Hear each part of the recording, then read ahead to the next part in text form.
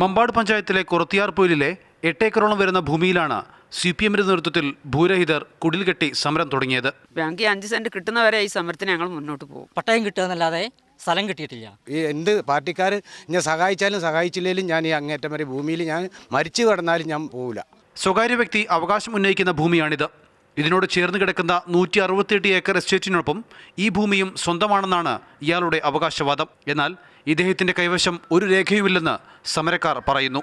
അവർ ഈ ഭൂമിയിൽ അവകാശം സ്ഥാപിച്ച് സർക്കാരിൻ്റെ ശ്രദ്ധയിൽപ്പെടുത്തി ഏറ്റവും ചുരുങ്ങിയത് 3 സെൻറ്റ് ഭൂമിയെങ്കിലും അവകാശം സ്ഥാപിച്ചിട്ടുള്ള ആളുകൾക്ക് സർക്കാർ പട്ടയം അനുവദിക്കുന്നത് വരെ ഈ ഭൂമിയിൽ താമസിച്ചുകൊണ്ട് തന്നെ സമരരംഗത്ത് തുടങ്ങാനാണ് സമരസമിതിയും അതേപോലെ തന്നെ CPMന്റെ മമ്പാട് ലോക്കൽ കമ്മിറ്റിയും തീരുമാനിച്ചിട്ടുള്ളത്. സമരം മറ്റിടങ്ങളിലേക്കും വ്യാപിപ്പിക്കാനാണ് CPMന്റെ തീരുമാനം. സമരം ഞങ്ങൾ മമ്പാട് പഞ്ചായത്തിലെ പല ഭാഗങ്ങളിലും ഇതുപോലുള്ള കുറേ ഭൂമി ചൂണ്ടിക്കാണിച്ചു കൊടുക്കാൻ തീരുമാനിച്ചിട്ടുണ്ട്.